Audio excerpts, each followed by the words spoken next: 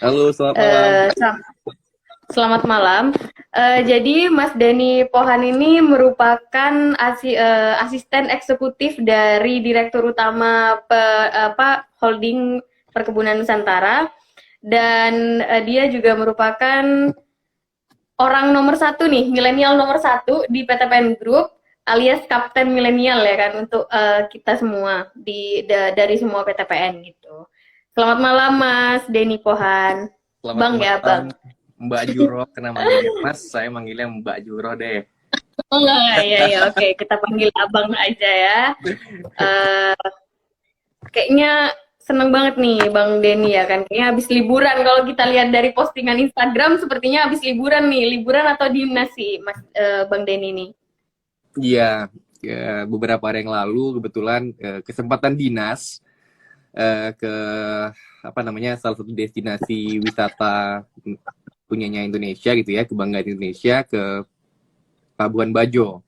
Tapi itu bukan bukan traveling, tapi itu perjalanan dinas. Jadi kemarin itu ada agenda dari Pak Jokowi mengundang beberapa BUMN, tepatnya ada 20 BUMN yang dianggap achievement-nya cukup fast gitu ya, akselerasi cukup bagus, diundang 20 BUMN untuk ketemu langsung dengan Pak Jokowi terkait rapat kerja BUMN. Gitu Jo. Oke, keren banget ini berarti Bang Denny Pohan ya mewakili kita semua dari PTPN Group.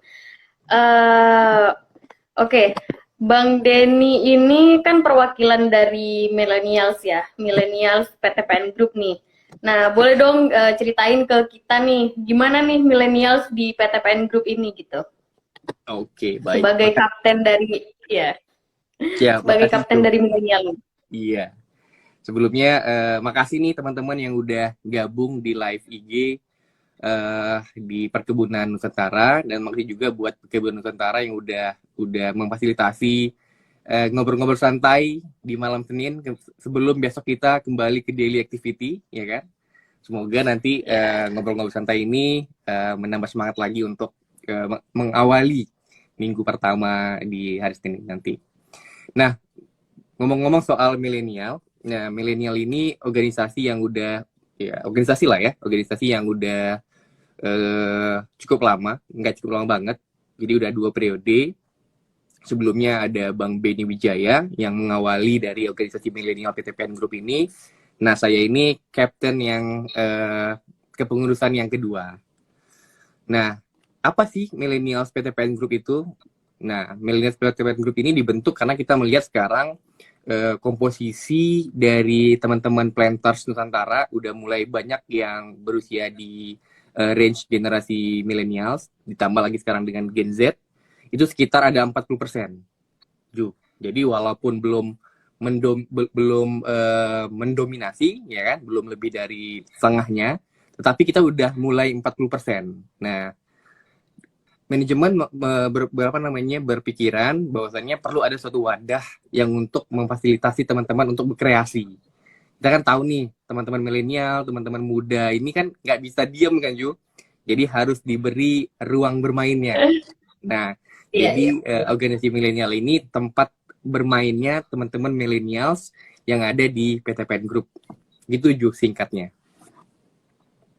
Oke, berarti merupakan apa ya wadah kan kita lebih untuk saat ini kan 60%-nya masih banyak yang generasi yang di Di atas atasnya milenial, milenial gitu betul. ya. Jadi ini merupakan sebenarnya itu merupakan wadah untuk saya juga untuk berkreasi lah di PTPN Group ini gitu. Oke. Dan Nah, kreasi ngomong-ngomong Juhro juga masalah cukup besok banyak adalah milenial. gimana, Bang? Dan kreasi Juhro cukup banyak dimanfaatkan oleh milenial. Oke, baik, terima kasih. Terima kasih ya reviewnya. Oke. Berhubung tadi katanya besok kita akan kembali ke daily activities nih, ke kehidupan kita nih, kehidupan saya sebagai seorang planters nih. Nah, Hmm. kalau misalkan dari Bang Denny sendiri, nah sebenarnya nih kita kan hari ini mau bahas tentang planters di zaman dulu sama planters yang sekarang nih. Nah, kalau misalkan berdasarkan daily activitiesnya nih, nah gimana sih daily activities-nya si Nusantara Planters ini gitu. Oke. Nah, daily activity. Nah, apa namanya? Ya, sebenarnya untuk masing-masing posisi daily activity-nya berbeda-beda ya. Kalau kita lebih kecilkan skopnya di industri perkebunan, ada yang daily activity-nya di kebun, asisten kebun seperti Juhro, ada juga yang asisten pabrik, teknik pengolahan, dia activity-nya di pabrik, baik itu sawit, tergantung komoditinya. Ada juga teman-teman yang di kandir, kantor direksi, yang sifatnya supporting system. Jadi apapun itu daily activity, baik dari teman-teman yang ada di lapangan, ada yang ada di pabrik, maupun teman-teman di kandir yang posisinya sebagai supporting system, nah itu daily activity-nya berbeda-beda, ya kan? Tergantung dengan job desk-nya dia, tapi punya satu goals yang sama sebenarnya.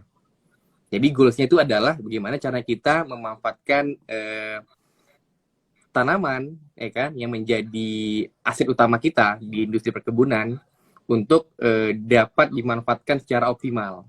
Nah, karena kan bisnis kita saat ini adalah di bisnis perkebunan, core bisnisnya, maka kita harapannya adalah bagaimana caranya mendapatkan produktivitas yang paling tinggi dengan harga pokok yang paling rendah. Nah, itu adalah satu kunci keyword, ya kan, untuk industri perkebunan tetap eksis, tetap compatible di sepanjang masa.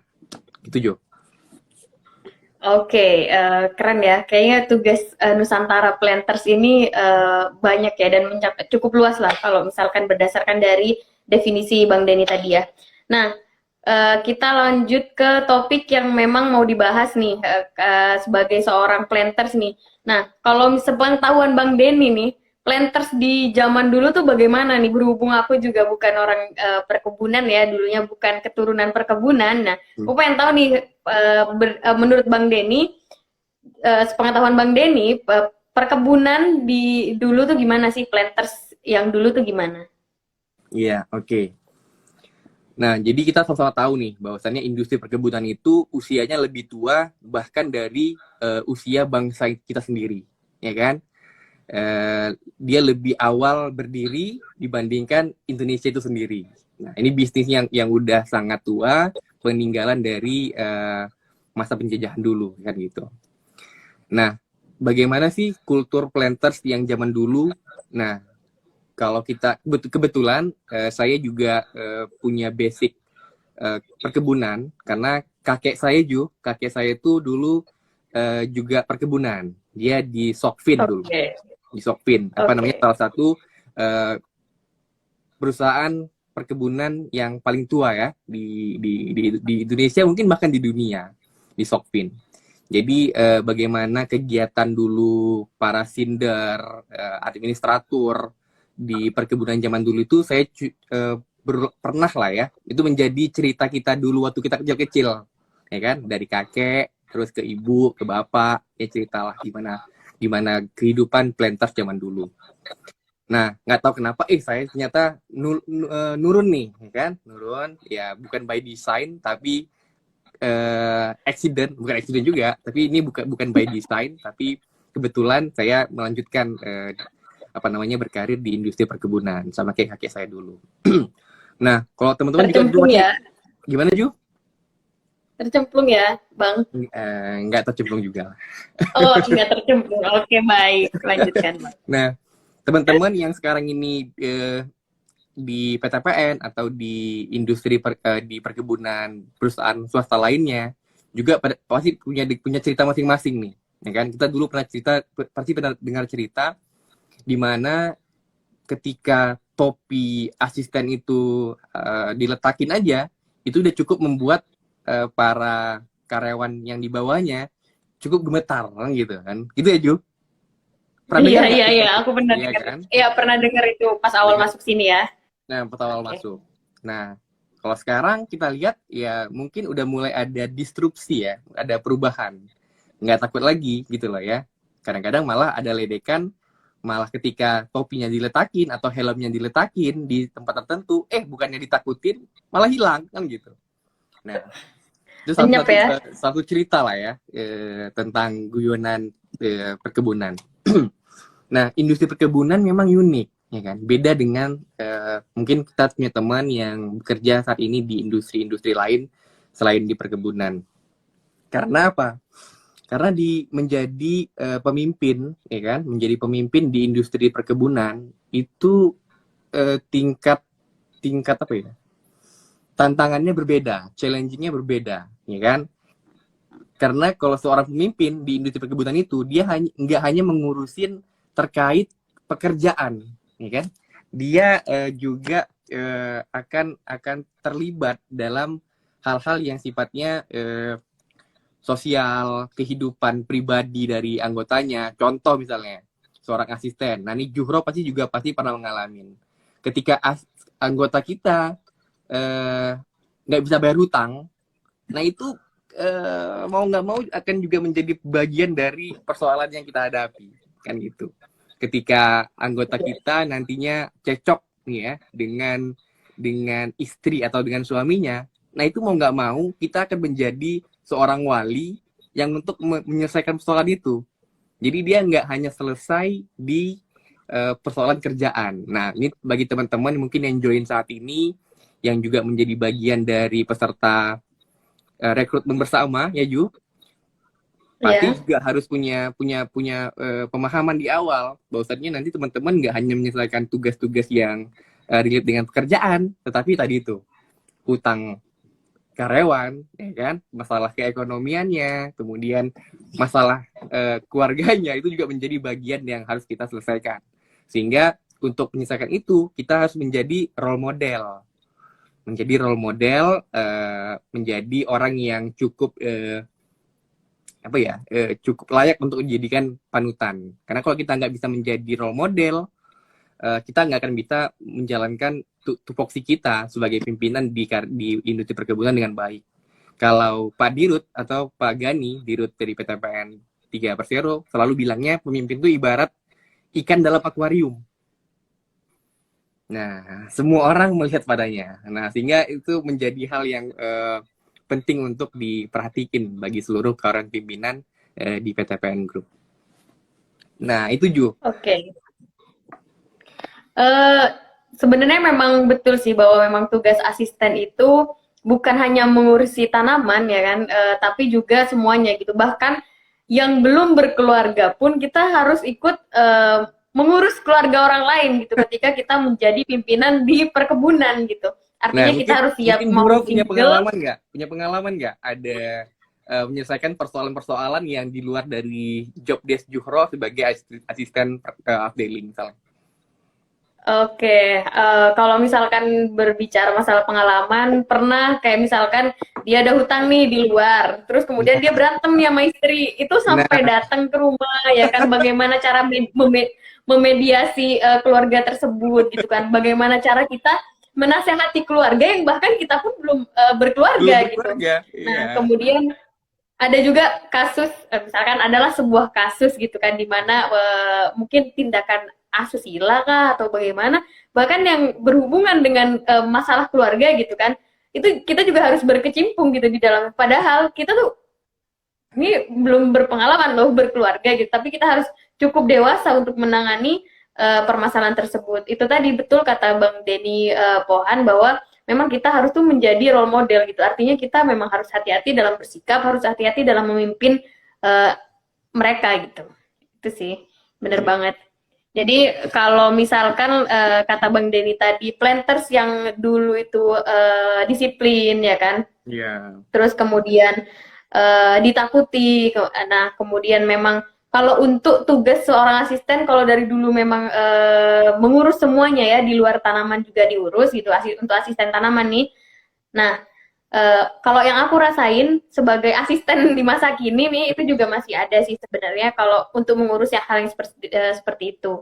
Tapi kalau misalkan ditanya lagi sama Bang Denny nih, nah planters masa kini nih planters yang bagaimana sih Bang Den harus keadaannya kondisinya sekarang bagaimana terus kemudian dan seharusnya tuh kita bersikap gimana sih sebagai seorang planters di masa kini gitu.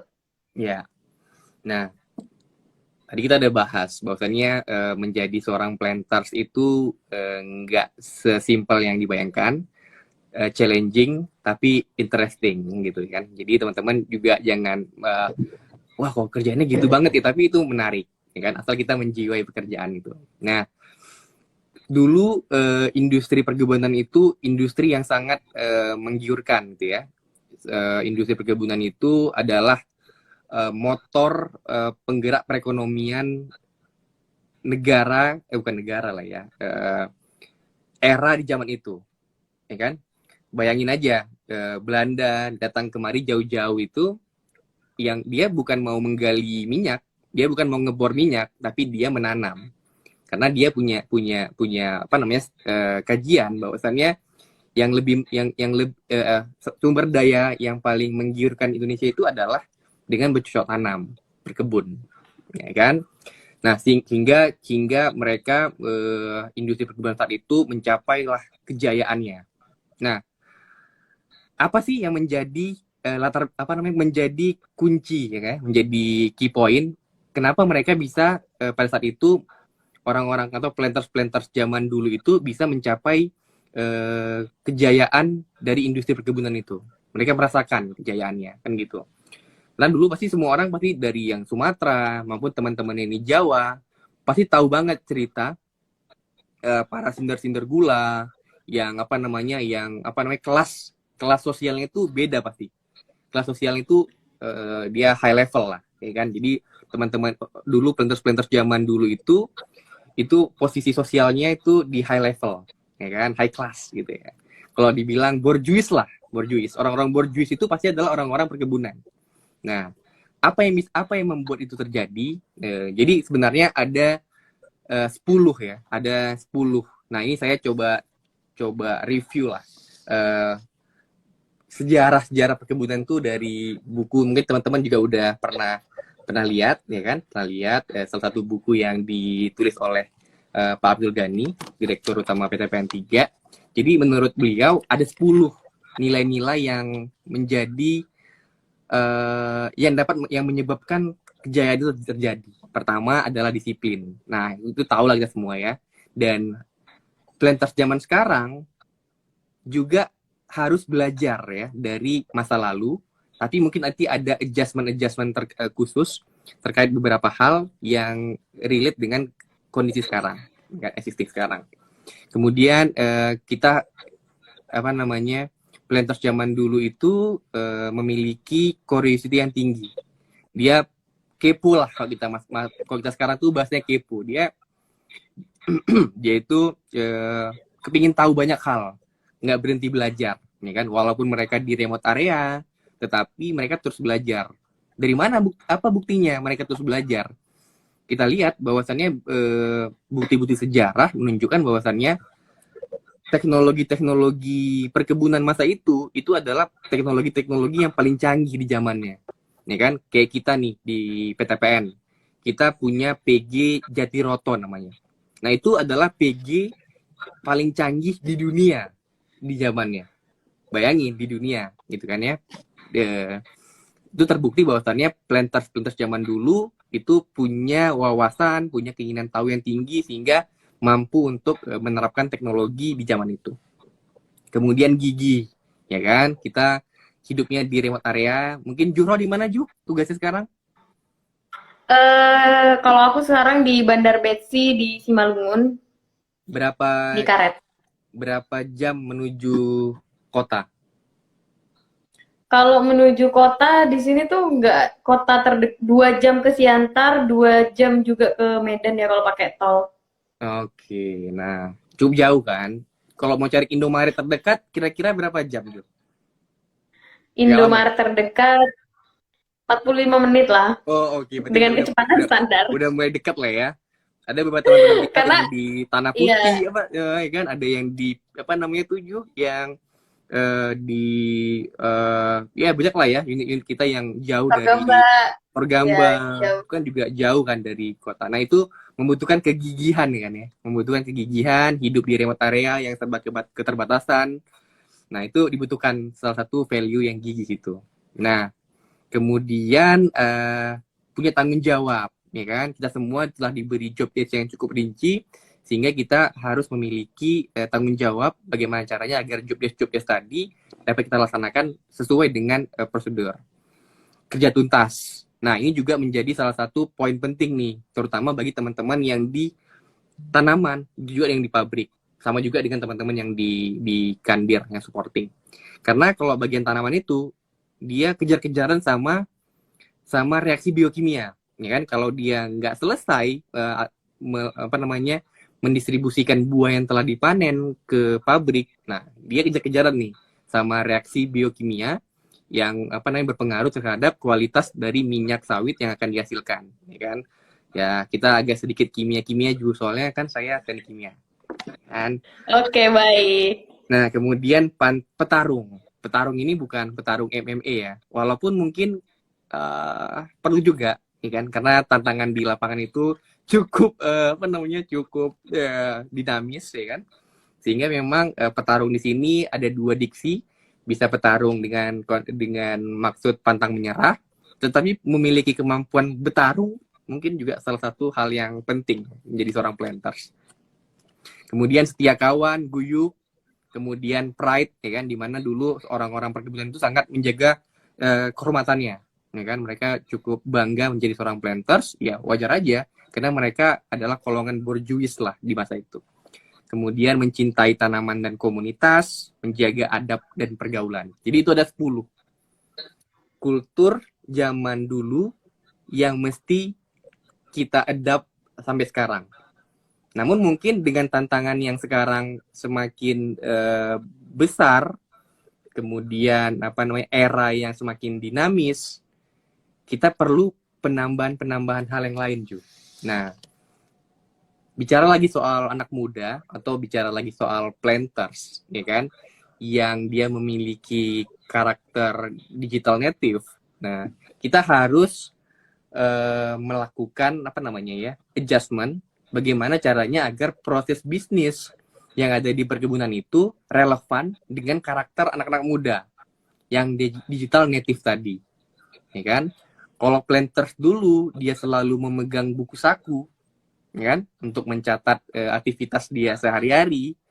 Nah, mungkin millennial planters dia nggak perlu buku saku, tapi dia butuh smartphone, ya kan, yang fungsinya sama seperti buku saku tadi. Nah, mungkin dengan pemanfaatan digital, buku saku tadi itu buku saku yang sekarang ada di handphone dia itu menjadi lebih multifungsi, ya kan? Itu juga salah satunya juga. Jadi kita harus teman-teman planters juga harus mulai walaupun di remote area, seperti nilai-nilai yang tadi, harus memiliki curiosity yang tinggi, harus mencoba untuk mendobrak zona nyamannya, ya kan? Jadi jangan ikut-ikutan. Kalau dulu planters zaman dulu itu pakai buku saku dan kita sekarang harus buku saku, ya enggak. Kita bisa mendobrak, merubah yang tadinya manual menjadi lebih digital. Oke, Gitu. artinya Bang, jadi gini, kalau misalkan nih ada manajer atau mungkin askep di sini atau mungkin bapak-bapak direksi yang lagi nonton live ini gitu kan, artinya ketika ada direksi nggak Ju? Pastiin dulu Ju. Nggak tahu ya, oke. Jadi maksudnya kalau misalkan kita nih ngelihat anak muda ya kan, sekarang bawaannya takutnya sensi nih Bang. Kayak, ini anak pegang HP nih padahal lagi sama direksi gitu, atau mungkin lagi sama manajer gitu. Artinya kalau misalkan perlulah gitu, kalau misalkan anak muda lagi pegang HP, harusnya ditanya dulu nih, ini lagi nontonin film, apa baca webtoon, atau malah dia lagi pegang produksi nih gitu di HP-nya. Jadi selain kita milenial yang mencoba mendigitalisasikan yang ada di kebun, nah generasi-generasi yang di atas milenial sana itu juga perlu untuk menyesuaikan diri lah dengan kita generasi-generasi milenial ini gitu. Menurut aku sih gitu sih Bang. Betul. Nah, jadi PTPN juga ini saya bicara soal PTPN dulu ya. Mungkin teman-teman yang di industri perkebunan swasta juga sama mungkin ya. Nah, sih sudah mulai go digital. Nah, kita sudah mulai mendigitalisasi beberapa proses kita. Dan kehadiran dari organisasi milenial tadi itu adalah menjadi enabler. Nah, dia menjadi bridging ataupun menjadi perekat antar dua generasi, ya kan? Jadi kita ya, Juro juga dan teman-teman milenial lainnya yang mungkin mayoritas yang hadir join di live IG malam ini itu harus menjadi enabler dari dua generasi. Jadi kayak seperti yang Juro bilang tadi, kita juga harus mengkomunikasikan, bahkan sampai mengajari juga penting agar para senior-senior yang generasinya di atas kita itu juga udah mulai bergerak menjadi go digital. Karena kita nggak bisa dong yang milenial yang digital, yang atasnya enggak. Nah, kita lah dari milenials ini yang menjadi bridging itu, menjadi perekat agar digitalisasi itu menjadi kesatuan. Jadi bukan hanya menjadi milik dari milenial, tapi menjadi keseluruhan dari Nusantara Planters yang ada di PTPN Group ataupun dari industri perkebunan swasta lainnya. Gitu. Oke, itu review tentang planters masa kini sama planters yang lama ya, Bang Den. Ya. Nah, sebenarnya kalau misalkan dari PTPN sendiri ya, Bang, kita udah ada digitalisasi lah ya, ada digital farming, terus kemudian ada Milena ya kan untuk pabrik, terus ada Investani juga. Yes. Nah, menurut aku tuh memang penting sih perkebunan itu harus melek teknologi, kalau enggak kita tuh akan jadi yang terbelakang nantinya gitu. Ketika orang lain udah mulai lari nih pakai teknologi, kita masih yang konvensional gitu. Nah, aku tuh salah satu orang yang mendukung lah gerakan digitalisasi di PTPN Group ini. Gitu. Iya. Nah, Juro nih, setelah di kebun nih, iya. Dengan kehadirannya DigiFarm, nah terbantu nggak? Merasa termudahkan nggak pekerjaannya? Kalau misalkan digital farm, aku ngerasa terbantu karena dia langsung ya kan, kita bisa buka website, datanya tuh terkumpul gitu langsung. Misalkan nanti ada perbaikan, itu wajar nggak sih kalau misalkan digital tuh akan terus update gitu kan. Nah, jadi kalau aku sih ngerasa itu tuh akan sangat bagus. Jadi data tuh terkumpul, nggak perlu lagi, misalkan direksi butuh data ini gitu. Jadi dia nggak perlu lagi minta ke kebun per kebun gitu, harus nyurati lagi, enggak, dia langsung bisa dilihat nih dari website gitu.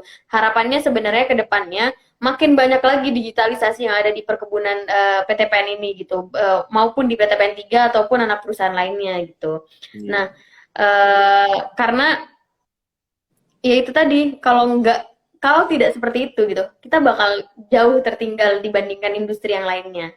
Iya, betul. Memang saat ini mungkin beberapa atau masyarakat umum lah ya pasti menganggap industri perkebunan itu adalah industri yang gaptek lah ya, tradisional lah ya kan. Ya itu menjadi challenging sih bagi teman-teman yang muda ya kan, yang generasi Z maupun teman-teman lainnya, atau teman-teman yang juga disiplin ilmunya adalah teknologi. Nah, itu menjadi challenging. Gimana caranya agar beberapa proses bisnis yang ada di industri perkebunan itu digitalisasi. Nah, kemarin kita sama-sama nih sama Juro juga, ya kan, ngadain namanya ajang inovasi, ya kan, Planters Innovation Summit, ya kan, di 2020. Ya, 2020. 21 ya, Juro? 2021 kayaknya. 21. 2021. 21. Nah, nanti kita perlu diambil jaketnya nggak? 2021, nanti insya Allah kita buat lagi di 2022. Nah, itu juga salah satu semangatnya adalah bagaimana caranya untuk mempercepat proses digitalisasi di PTPN. Karena salah satu dari tema atau kategori yang kita ambil itu adalah teknologi breakthrough. Ya kan? Jadi kita minta teman-teman semuanya itu yang memiliki inovasi atau ide-ide untuk sharing, ya kan? Sharing kepada kita semua. Dan kita dapat banyak sekali kemarin inovasi-inovasi yang cukup wow, gitu, cukup wow. Salah satunya adalah Milena. Nah, Mil Excellence Nusa 5, ya kan? Dari PTPN 5. Nah, teman-teman mempermudah para asisten di pabrik itu untuk memonitor atau melakukan job desk-nya, ya kan? Yang tadinya dilakukan manual, pengecekan suhu, kemudian pengecekan tekanan, pengecekan pH, ke tingkat keasaman, yang itu akan membutuhkan waktu cukup lama kan ya. Cukup lama dia memutar pabrik kelapa sawit, mengecek beberapa tangki yang ada di sana. Kemudian iya kalau indikator instrumen dari itunya sedang tepat, ya kan? Kalau tidak, itu kan juga menjadi problem deviasi dari errornya. Nah sekarang teman-teman nggak perlu lagi keliling, dia cukup dengan menggunakan handphonenya aja, dia udah bisa melihat nih tangki mana yang temperaturnya sudah ideal, yang tetap harus dijaganya, dan temperatur tangki mana yang temperaturnya kurang, sehingga dia perlu melakukan aksi di situ. Nah itu kan juga udah ini ya mempermudah sistem dari proses pengolahan atau monitoring dari pabrik kelapa sawit secara umum. Nah itu salah satu upaya-upaya kita dari teman-teman milenial untuk melakukan gerakan digitalisasi ya di industri perkebunan khususnya.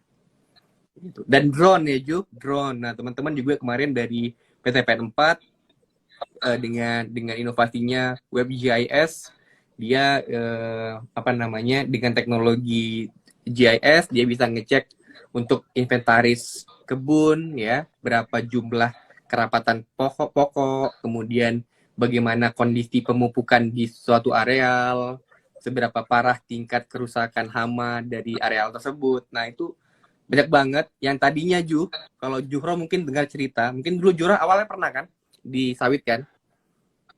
Iya. Ya kan sebelum di karet kan di sawit. Nah dulu gimana tuh orang-orang pada ngecek tingkat kerapatan pohon? Dihitung kan? Iya dihitung. Dihitung, bayangin. Manual one by one dan One harus by dijalani ya. Nah bayangin berapa tenaga atau berapa effort yang dihilangkan dengan pemanfaatan teknologi drone tadi. Bayangin coba. Dan anak milenial dia nggak akan betah untuk melakukan aktivitas yang manual, ya kan? Iya. Jika kita disuruh coba 1 hektar ini coba hitung berapa pokoknya, kita nggak akan tertarik, interesting untuk mengerjakannya, ya kan? Dan kita disitulah kita akan mulai mencari cara gimana ya caranya ya agar aku nggak perlu jalan ke sana, tetapi aku mendapatkan tujuannya itu atau manfaat dari jalan tadi itu tetap tercapai tanpa kita harus mengeluarkan effort besar. Nah, kadang-kadang juga sering sharing kan dengan teman-teman yang senior, bahwasannya dibilang, oh milenial tuh malas gerak kan gitu. Ya mungkin ya, nih kan kita juga nggak resisten kalau ada hal-hal yang sikap atau behavior dari milenial yang salah gitu ya, malas gerak, ya kan? Tapi kita mungkin perlu kita telusuri lagi apa yang membuat dia malas gerak dan apa yang dilakukannya, apa yang dipikirkannya ketika dia diam tadi. Kalau dia malas gerak dan dia diam dan dia nggak mendeliver pekerjaan, wrong, dia salah, ya kan? Tapi ketika dia diam, ya dia bermeditasi mungkin ya kan, mencari cara ini gimana ya caranya, tapi dia bisa mendeliver, mungkin bahkan deliver itu lebih baik, lebih cepat, lebih efektif, lebih efisien. Nah, why not? Gitu. Itu nggak salah. Nah, jadi harus diklarifikasi lagi ketika dia malas gerak, dia ngapain? Ya, itu juga. Oke. Iya, jadi kita jangan negatif thinking dulu nih sama anak-anak milenials ya kan, untuk bapak-bapak yang lagi nonton live ini. Oke. Bapak karena izin. Iya, oke. Kalau kita bahas nih planter seolah-olah memang orang asisten tanaman aja nih ya Bang ya. Padahal sebenarnya harapan kita tuh, kita ini adalah semua nih anggota PTPN Group ini merupakan seorang planters gitu. Artinya di mana bagian personalia, bagian SDM, bagian keuangan itu juga sebagai seorang planters. Artinya tujuannya sama nih. Kita sama-sama mengeluarkan produk, kita sama-sama mengeluarkan, kan kita dapat pendapatannya tuh dari produk perkebunan ya. Artinya kita harus punya mindset yang sama nih, sama-sama planters lah kita. Artinya butuhlah supporting system yang baik untuk mendukung kegiatan-kegiatan di lapangan gitu.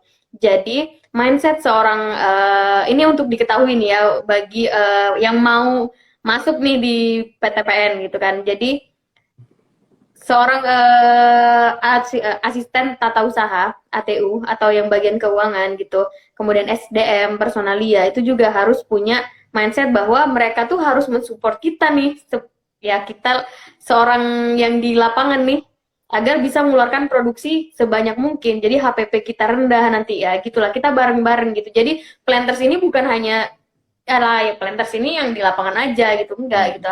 Harapan kita, mindset kita sama gitu. Jadi planters ini adalah semua yang ada di perkebunan ini gitu. Ya, betul. Jadi Nah, sebutan Nusantara Planters, Sobat Nusantara Planters itu bukan hanya untuk teman-teman yang ada di lapangan, di pabrik, tapi itu sebutan untuk seluruh teman-teman yang ada di PTPN. Jadi baik ya yang di sistem core ataupun di sistem yang supporting. Seperti tadi yang kita sampaikan di awal, Ju, bahwasannya semua planters itu harus mindsetnya seperti tadi Ju sampaikan. Gimana caranya kita bisa sama-sama mengeluarkan produksi dengan produktivitas tertinggi dan harga pokok terendah. Nah, itu harus menjadi mindset semuanya dalam dia melakukan aktivitas. Ketika dia melakukan suatu hal, ya kan, baik itu dari bidang umum, keuangan, SDM, dia harus mikir apa yang aku lakukan ini apakah relevan dengan goals kita tadi itu, yang meningkat memaksimalkan produktivitas maupun mengurangi harga pokok produksi. Nah, itu harus menjadi penting gitu ya, karena kalau dari ilmu manajemen itu gimana caranya agar kita satu vision kan gitu. Sehingga ketika kalau kita melakukan mendayung sepeda yang tandem itu, nah arah dayungannya sama, ya kan? Atau kalau analogi yang lain, karena saya baru pulang dari pantai, ya, kita analoginya kapal. Nah kalau kapal itu baik. dayungnya itu harus satu arah kan gitu. Kalau satu dayungnya ke selatan, yang satu dayungnya ke utara, nah efeknya hasilnya nggak akan maksimal. Nah, jadi teman-teman yang supporting ya kan ya. Misal saya nih, saya kan dulu sebelumnya kan juga pernah di HR, di SDM, ya kan? Ya, apa yang harus dilakukan di sistem-sistem HR itu harus relevan dengan yang fungsi yang tadi. Bagaimana caranya agar teman-teman lebih bersemangat mengejar produksi? Oh, berarti kita harus membuat desain remunerasi yang seperti apa, ya kan? Terus untuk agar teman-teman agar lebih semangat berprestasi. Nah, kita harus bangun karir path seperti apa agar teman-teman ngejar produksi dan mendapatkan karir path yang cemerlang gitu loh. Nah, itu menjadi poin yang penting dipahami oleh seluruh planters. Apapun disiplin ilmunya, apapun job title-nya. Oke. Sebenarnya Bang Den ini tadi ada yang nanya nih Bang Den. Kayaknya ada yang tertarik nih dari penjelasan Bang Den mengenai planters yang lama dengan planters masa kini nih. Ya. Tadi mungkin ada yang kelewat nih Bang Den. Judul buku katanya Bang Den. Oke. Saya tunjukin lagi Iya, deh. cetakan IPB Press ya kan. Iya. Boleh deh nanti Nih kameranya boleh japri di DM di Instagram akun. kita, boleh. Nanti kita share informasi bukunya, ya kan? Iya, untuk daerah Jakarta dan ini Jabodetabek ya, dia lebih gampang belinya sebenarnya di IPB Press karena di IPB juga ada bagian yang jual itu, Iya, judulnya itu Tanah Deli. iya. Jadi Jejak ciptaan Planters di Tanah karya Deli. tulis dari Pak Abdul Goni gitu. Iya. Jadi kalau Jabodetabek kayaknya ordernya bisa dari IPB aja. IPB Press tuh ada di Tokopedia juga ada sepertinya kalau nggak salah. Oh, Atau bisa dia hubungi IPB Press di akun Instagramnya. Musador ya. Lagi ini ya. Ya, jadi ganti ya. Bukannya Walini yang saya promosikan di sini, tapi malah IPB Press. Oke, baik. Kemudian ada pertanyaan nih, Bang Den, dari Mirza Aulia. Tolong dijelaskan sistem jam kerja dan libur di industri Wah, perkebunan, Bang. Terima kasih. ini perlu abang yang jawab apa Juhro yang jawab? Karena dia bertanya tentang kalau jam kerja dan libur industri ya, industri mungkin lebih ke arah pengolahan sih, Bang. Sepertinya ini Oke, ya. oke, oke, oke. Karena kan Nanti kalau saya misalkan jelasin. asisten ya, oke. Ya, Karena kalau asisten Juhro tanaman akan. udah tupoksi 24 jam standby ya. Jangan Yes. salah. Nah, jadi jam kerjanya itu beda-beda, ya kan? Tergantung dia bertugas di bidang apa. Nah, kalau di di kantor direksi misalnya, nah itu dia Senin sampai Jumat atau Senin sampai Sabtu. Nah, kalau di tanaman maupun di tanaman itu ya dia hampir 24 hours on call, ya kan? Karena dia ngejagain tanamannya, walaupun tanamannya nggak akan lari kemana-mana, ya kan? Tapi dia harus tetap standby ngejagain tanamannya. Nah, gitu. Nah, untuk yang di pabrik, nah itu ada sistem shift, ya kan? Nah, nanti itu apa namanya akan ada pergantian karena pabriknya diharapkan berjalan 24 jam sehingga rotasi pekerjaannya harus apa namanya terus berjalan, ya kan? Bergantian shift itu. Jam kerjanya memang agak lebih challenging, ya kan? Kita selalu politis nih, challenging, ya kan? Challenging karena pasti dia akan lebih panjang jam kerjanya apa namanya dibandingkan dengan teman-teman lain yang industrinya di luar perkebunan. Ya tapi sama aja sih ya teman-teman yang ada di oil and gas juga sama kan. Mereka juga jam kerjanya juga cukup berbeda dari industri-industri yang lain ya kan. Bahkan kalau yang oil and gas itu lebih ekstrim. Mereka yang ada di apa namanya eksplorasi ada yang 3 bulan non-stop ya kan 24 jam. Ada juga yang sebulan sekali pulang. Nah, gitulah ya. Jadi mirip-mirip lah kita industrinya itu jadi dengan oil and gas yang dieksplorasi. Juga mau nambahin Oke. ada kalender cetakan ini nggak dari kita? Ada merahnya nggak, Jo? Tapi kalau misalkan di perkebunannya ini apalagi karet ya mungkin terkenal dengan kalender hitamnya, but it's okay gitu kan. Karet nih cukup unik lah kalau misalkan karet nih kalau misalkan lagi trek kita bisa pulang cepat ya kan, tapi kita tetap harus bertanggung jawab. Artinya di rumah pun ketika nanti afdeling kita ada masalah, kita harus standby gitu. Ketika ada kebakaran kemudian jam 12 malam, saya tetap harus keluar gitu. Aku tetap harus keluar, harus mantau gitu kira-kira. Nah, kemudian tadi disambung sama pertanyaan dari Muhammad Faisal nih. Kak, mau nanya sistem jam kerja asisten keuangan gimana, Kak? Katanya gitu. Ya, Gimana nih? Ya, gimana ya? Ya kalau keuangan ya dia lebih kayak lebih apa ya? Lebih mirip kantoran pada umumnya ya, Ju. Kalau keuangan ya. Tapi memang ada beberapa saat itu yang peak banget, misalnya seperti sedang RKP. Nah, itu dia juga akan lebih jam kerja juga akan lebih padat gitu ya di beberapa time tertentu. Ya. Kalau dailynya relatif lebih apa namanya lebih stabil. Nah tadi itu hanya beberapa saat ada peak tertentu dia akan jam kerjanya cukup panjang.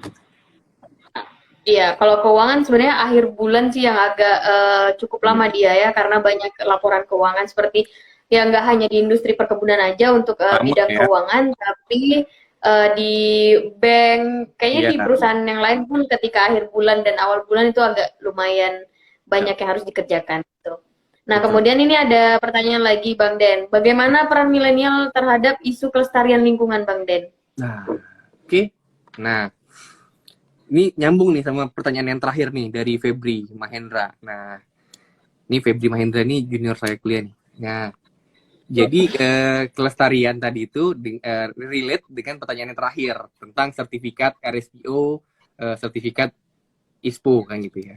Nah, salah satu dari program strateginya PTPN itu adalah terkait dengan sertifikasi.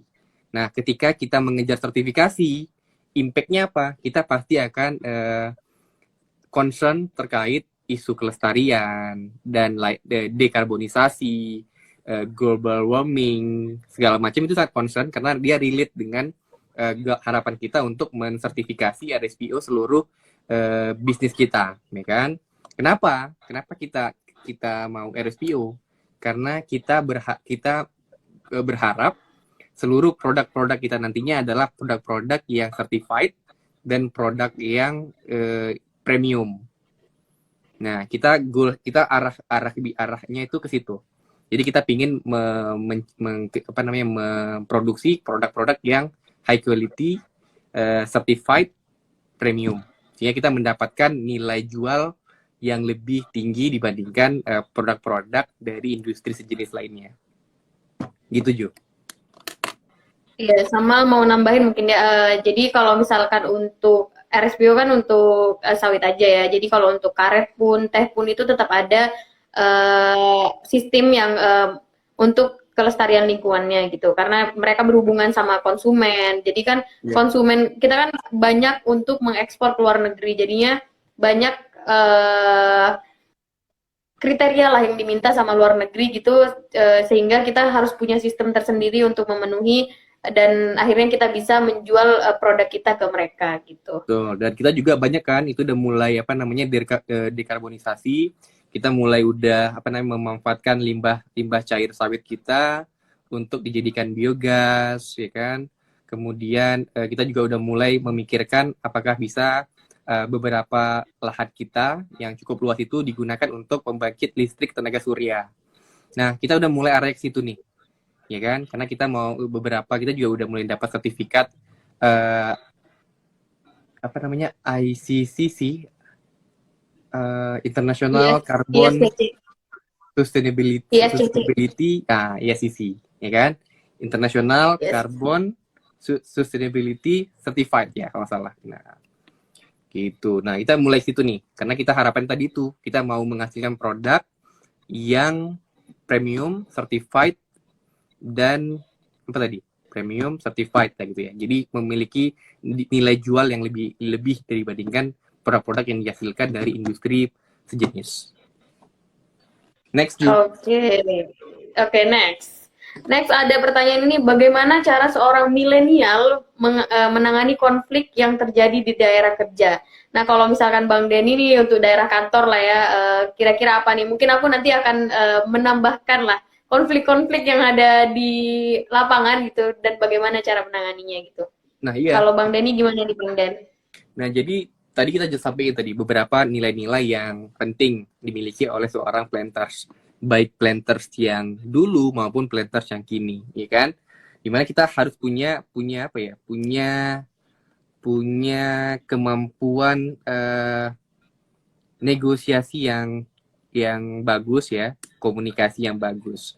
Karena memang seperti yang disampaikan tadi juga, bahwasannya industri perkebunan itu cukup kompleks persoalannya, ya kan? Persoalan itu nggak hanya selalu teknis, tapi juga ada beberapa hal-hal non teknis yang kita hadapin. Nah, ya apa yang harus kita lakukan? Ya kita harus pertama adalah investasi sosial. Karena kan biasanya konflik itu terjadi di sekitar wilayah kerja kita kan. Nah, jadi untuk teman-teman milenial planters, sejak dini mulailah melakukan investasi sosial.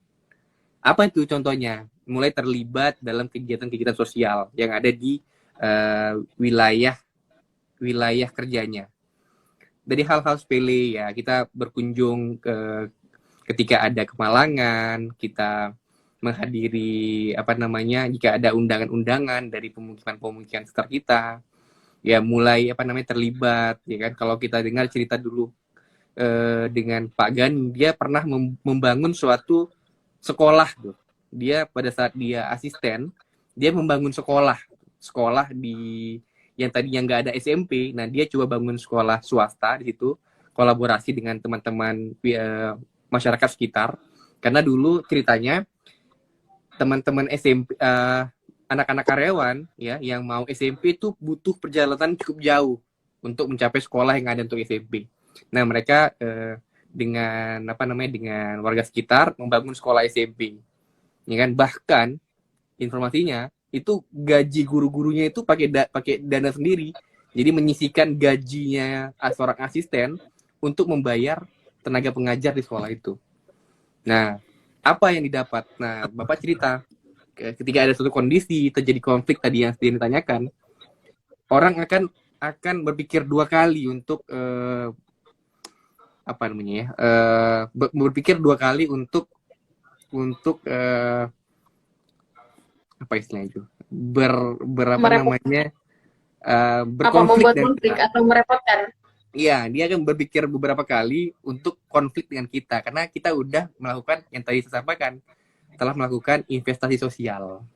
Nah, itu yang menjadi penting, yang harus dipahami, yang harus dimulai sejak dini oleh teman-teman millennial planters.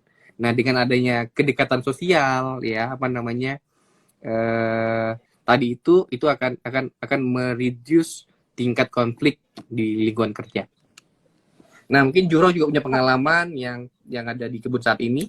Silakan. Oke, kalau untuk di kebun sendiri sebenarnya kalau misalkan ya kita tadi kalau misalkan kita lah punya konflik sama anggota atau bagaimana sebenarnya itu dari eh, ketika kita bisa mendekati mereka gitu.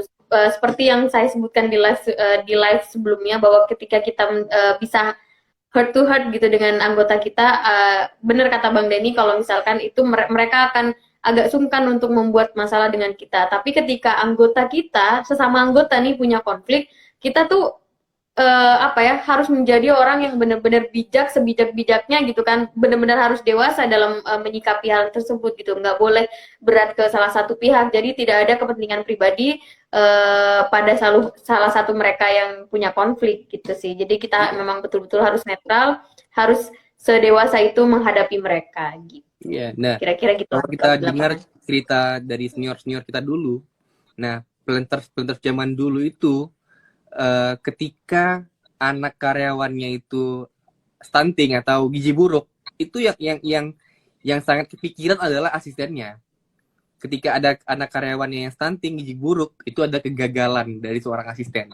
Karena dia tidak bisa memonitor kondisi yang tadi itu daily activity-nya dari karyawannya. Apakah itu berhubungan dengan kerjaan? Tapi pikir enggak, ya kan? Tapi mungkin tujuannya adalah tadi itu investasi sosial. Jadi dengan dia care dengan anggota-anggotanya atau masyarakat-masyarakat yang ada di sekitarnya, apa mungkin konflik? Ya nggak mungkin. Karena kadang-kadang konflik itu ya apa ya, nggak pure konflik. Kadang-kadang konflik yang kita rasakan di lapangan itu kan konflik yang dikonflik-konflikin gitu ya, apa ya istilahnya ya? Konflik yang dibuat-buat kan gitu. Memang Yang dicari-cari dibuat-buat. caranya. Memang mau konflik aja, nggak ada hal lain gitu loh. Jadi memang tadi itu investasi sosial penting. Ya selain investasi akhirat juga penting, sosial juga penting. Tapi kalau tadi pikir investasi sosial dengan investasi akhirat beda tipis, dia saling beririsan. Ya, penting. Ya, setuju sama Bang Denny. Nah, berhubung ini udah jam 8, mungkin untuk sesi terakhir ini, Nggak kerasa ya ya, Ju. nggak kerasa ya, 1 jam ngobrol sama Bang Denny. Nah, ini terakhir nih Bang, karena memang banyak viewers yang akan bergabung lah, mereka yang Wah, sudah welcome. mendaftar di rekrutmen itu. Jadi banyak nih Bang pertanyaan tadi dari mereka yang daftar gitu. Eh, Pertanyaannya adalah tips nih Bang, kan Abang nih dulunya, jadi Bang Denny ini dulu pernah di LPP sebelum akhirnya saat ini berada di holding ya kan di Jakarta. Nah tips dari Bang Denny nih untuk para pelamar PT Perkebunan Nusantara 3 Persero ini gitu. Jadi Tips. apa nih tipsnya? Tipsnya agar lulus, kemudian kalau misalkan boleh tahu berapa sih sebenarnya gitu? Hah? Apa Berapa namanya? apa? Berapa Berapa ini apa? bukan berapa jumlah kuota gitu kan, ini pasti bakal banyak yang ditanyain sih berapa jumlah kuota yang diminta, tapi sebenarnya ini kembali lagi sama kebutuhan perusahaan masing-masing ya kan. Kalau Bang Denny kan berhubung memang apa saat ini ya kan jabatannya adalah di bagian asisten eksekutifnya Pak Dirut ya kan. Saya rasa itu akan lebih bisa dijawab sih mengenai jumlah itu ke perusahaannya masing-masing lagi gitu. Nah kalau Bang Denny sendiri mungkin tips dan trik lah bagaimana caranya bisa masuk ke PTPN ini gitu. Untuk jumlah sebenarnya saya tahu, tapi konfidensial. Oh, oke, keren nih. Boleh nggak agak sedikit bocoran Bang gitu? Nggak boleh, itu konfidensial. Oh nggak Dan boleh ya. teman-teman juga nggak perlu tahu. Jadi teman-teman yang sedang apa namanya bertarung ke dalam kondisi seleksi bersama PTPN ini, ya tips and triknya ikhtiar sekuatnya, ya kan? Ikhtiarnya macam-macam, ya kan? Baik dari belajar dari sekarang, kemudian browsing sih. Sekarang kan zamannya sudah mudah sekali kan ya. Zaman kita kan udah mudah banget. Jadi kalau kita mau tes psikologi apa yang harus disiapkan, kalau kita mau tes ini apa yang harus dipersiapkan, itu hal yang mudah untuk dipelajari kan gitu.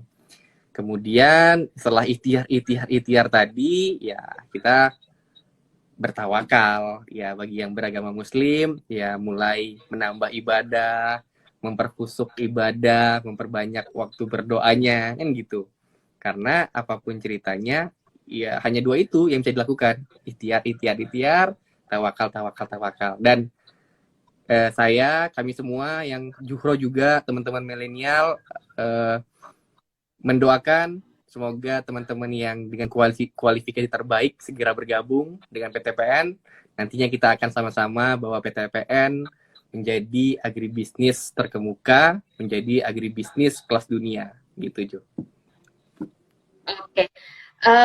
Mungkin gini, kalau misalkan Bang Denny nggak bisa ngasih angka ya kan, kayaknya gini nih. Ini yang penasaran Kita harus gini, nggak, kita harus positif thinking nih ya. Misalkan ya, kita awalnya 10 nih, ternyata ada satu orang ya kan, ini menarik anaknya nih.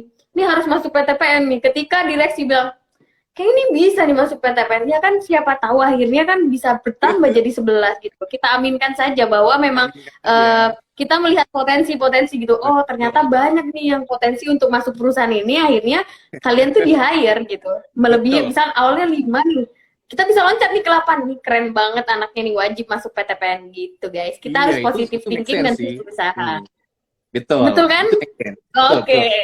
Ya teman-teman harus dari sekarang dia harus optimis dan yakinkan diri bahwasannya dia pantas menjadi Nusantara Planters, ya kan? Jadi pada saat dia ujian nanti, dia percaya diri, confident, nah sehingga dia bisa memaksimalkan pada saat proses tesnya, mengeluarkan potensi yang terbaik, gitu. Mantul lah. Mantul aja. Keren banget nih sharing dari Bang Denny akan mengenai planters yang ada di perkebunan Nusantara ini. BTW, Juro nanti malam fogging jam berapa? Oh, mohon maaf, untuk bulan ini saya akan melaksanakan fogging ya. Ini fogging nih guys, yang belum tahu tuh merupakan pengendalian hama penyakit ya kan. Untuk di karet nih penyakit yang dilakukan jam 12 malam. Saya sebagai perempuan juga harus tetap keluar jam 12 malam ke lapangan. Nah, untuk bulan ini saya masih giliran dengan afdeling lain. Jadi malam ini saya masih bisa di rumah gitu. Besok audit lagi gitu kira-kira. Teman-teman kegiatan saya. Yang sedang seleksi PTPN tuh mulai nih membiasakan bangun-bangun jam segitu ya kan Ju. Kemudian yang saat ini belum bisa naik motor atau ya naik motor itu harus belajar ya Ju. Karena harus ya Ju. Harus banget. Karena kendaraan yang aku naiki mau nggak mau KLX. Aku belajar KLX di PTPN. Tuh keren banget dong kan ya. Ada cewek keluar malam jam 12 malam ya kan. Berani naik trail. Wah, tuh itu kualifikasinya wah nggak banyak gitu pasti. Terima kasih loh Bang Den. Iya. Nah, kita juga jadi nggak hanya di PTPN, di BUMN juga sekarang juga sedang ada program yang namanya meningkatkan keterwakilan women leader dan millennial leader. Nah, itu menjadi salah satu program yang positif banget buat kita ya kan, buat cewek-cewek ya, apalagi di industri perkebunan yang terkenal maskulin, tapi kita juga didorong gimana caranya para woman leader yang ada di PTPN itu kayak Juhro dan teman-teman yang lain untuk promote ya kan menjadi pimpinan di PTPN ataupun di BUMN yang lain. Sama hal dengan milenial. Nah, ini momentum banget bagi teman-teman muda untuk menunjukkan potensi terbaiknya. Gitu, Ju. Iya. Jadi kesimpulannya pelamar perempuan ini nggak ada batasan ya untuk mendaftar di PTPN 3 dan terus berjuang untuk seleksi-seleksi selanjutnya gitu. Ayo. Mungkin kita closing statement dulu dari Bang Denny dari selama 1 jam lebih lah kita sharingnya Bang Den. Oke, closing statement dari Bang Denny dulu. Ya, pertama makasih sama Juhro nih, ngobrolnya seru banget, 1 jam nggak kerasa.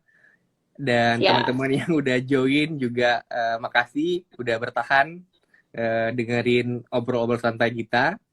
Dan semoga apa yang kita ceritain, apa yang kita obrolin ini membawa manfaat. Dan kita sorry banget kalau ada kata-kata kita yang kurang berkenan. Kita mohon maaf juga. Dan untuk teman-teman, karena yang bergabung di sini mayoritas adalah teman-teman, ini dah pengumuman berkas kapan ya Kak? Nah, mayoritas yang bergabung adalah teman-teman yang akan menjadi Nusantara Planters berikutnya. Gitu kan, Ju? Selamat berjuang buat teman-teman semuanya, tetap optimis, tawakal, ikhtiar, kan gitu.